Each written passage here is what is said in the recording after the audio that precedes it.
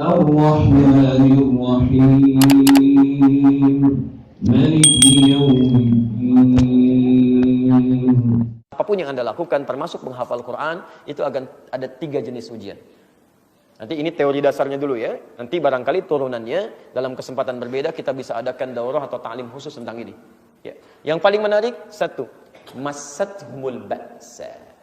Jenis pertama. Disebut dengan ba'sun. Ba's. Akan ditimpa dengan yang ringan dulu. Ringan, kecil-kecil dulu. Ya, kecil.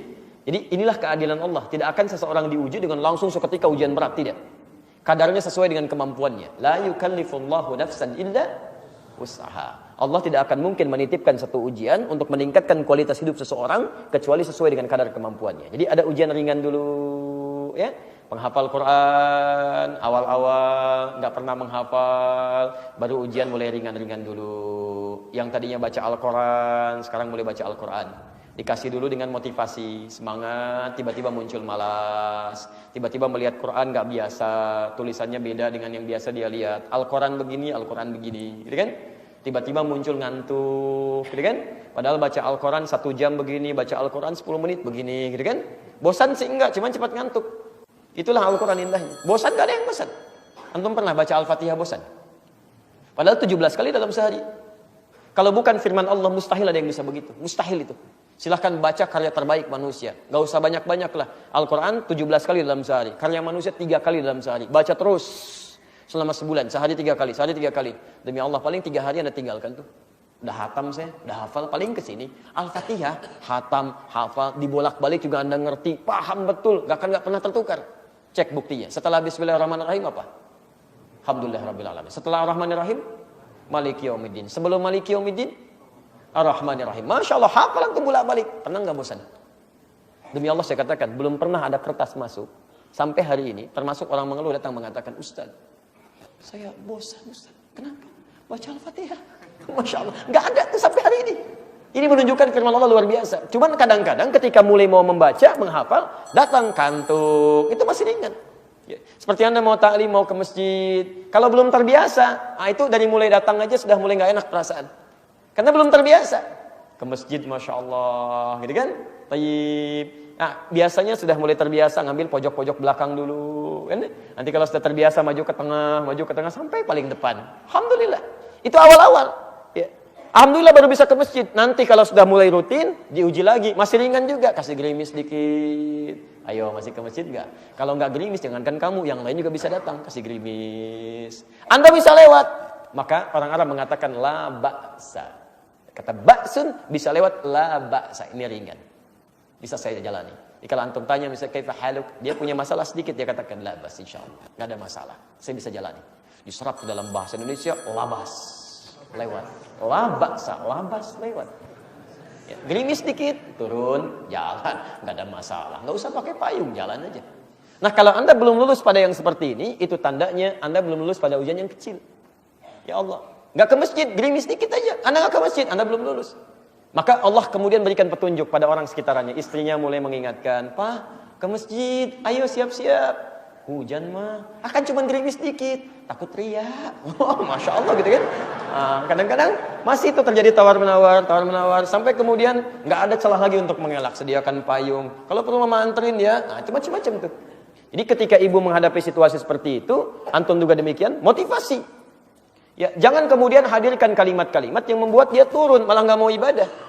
Ya, malah nggak mau ibadah. Oh iya benar hujan ya. Nanti aja kalau hujannya reda. Cari dulu solusi. Kalau ada solusi yang bisa mendampingi itu lebih baik. Anak misalnya, ya sedang malas-malasnya, antum tanamkan motivasi. Dek, kalau Ade bisa menghafal Quran baik, silakan lihat. Nih mama kasih tahu ya, ini orang paling hebat di dunia.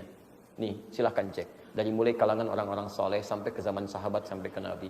Ini ada Imam Asy-Syafi'i, Imam Al-Bukhari itu dia dulu waktu lahir, kemudian tumbuh, ditinggal ayahnya. Kemudian matanya buta, nggak bisa sembuh. Beliau menghafal Al-Quran.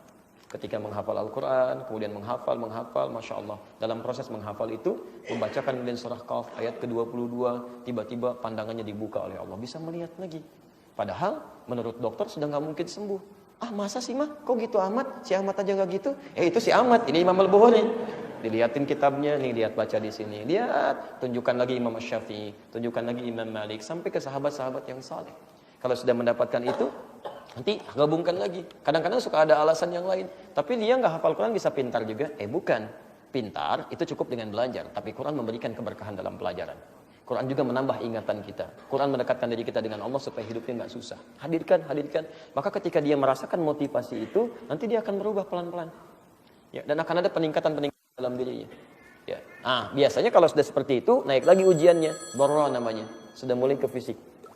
Ya, ke fisik. Sudah ada sentuhan-sentuhan. Seperti Anda yang biasa kumpul-kumpul, kemudian boleh mau ke masjid. Kelihatan teman Anda. Kok tumben nih gak kumpul? Masya Allah, sudah soleh ya, soleh, Masya Allah. Padahal nama Anda Rahmat misalnya. Ya. Nah kadang-kadang seperti itu. Gak usah dibalas, Alhamdulillah gitu kan. Alhamdulillah, tapi belum tentu soleh menurut Allah. Saya takut. Kalau meninggal hari ini juga, Masya Allah. Menurut kamu soleh, menurut Allah belum. Maafkan saya kalau selama ini banyak kekurangan. Itu ketika Anda sampaikan kalimat itu, mungkin ketika Anda tinggalkan dia berpikir. Boleh gak saya ikut kamu? Mungkin jadi begitu. Jadi ada kalimat-kalimat yang bisa kita membawa orang dalam kebaikan. Anda tingkatkan lagi. Nggak usah dibalas dengan keburukan. Itu bukan adabnya. Makanya rumus Qurannya ketika ada yang mengolok-olok, jawab dengan kebaikan dulu. Quran surah ke-25, ya, ayat 63. Wa ibadur rahmanil ladzina yamshuna 'alal ardi hauna wa idza khatabahumul jahiluna qalu salama. Bukan qalu balasan, bukan qalu salama. Hamba Allah itu ketika jalan tawadhu, lalu diolok-olok oleh orang lain, dia katakan salama, kalimat-kalimat yang baik yang menghadirkan hidayah. Ya. Waduh, Masya Allah, sok soleh sekarang. Daripada kamu sok komen. Udah, itu kalimat begitu gak akan menambah manfaat. Ya. Kemudian yang terakhir, baru di ujung ada yang disebut dengan zilzal, wa zulzilu, hatta yaqula rasulu walladzina amanu ma'ahu mata nasrullah. Kalau tadi dharra masih fisik, kadang-kadang bukan gangguan orang, tapi mungkin ada gangguan finansial, gangguan di perjalanan. Kadang harus nyari guru sampai perjalanan jauh. Tiba-tiba menemukan guru yang bagus, ya. Yang bagus itu yang ketat cara mengajarkannya kalau penghafal Quran. Bukan hanya memberikan kemudahan-kemudahan untuk menghafal, tapi Anda menghafal yang salah. Jangan menemukan yang seperti itu ya. Kalau bisa mengajar yang benar, kenapa ngajarin yang salah? Kasihan nanti. Saya sudah berhadapan dengan anak-anak itu, ya. Masya Allah, sebagian anak Allah karuniakan dilihat oleh kami beberapa hal, datang saya dengan istri, dilihat Masya Allah ada sekitar 30 anak.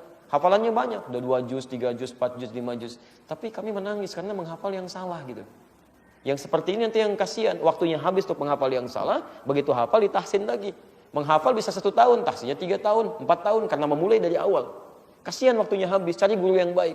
Walaupun untuk menemukan yang baik itu perjuangan gak mudah. Kadang-kadang dharra, begitu datang sampai situ, jarak 30 kilo, dan naik angkot jalan-jalan, suruh dibaca.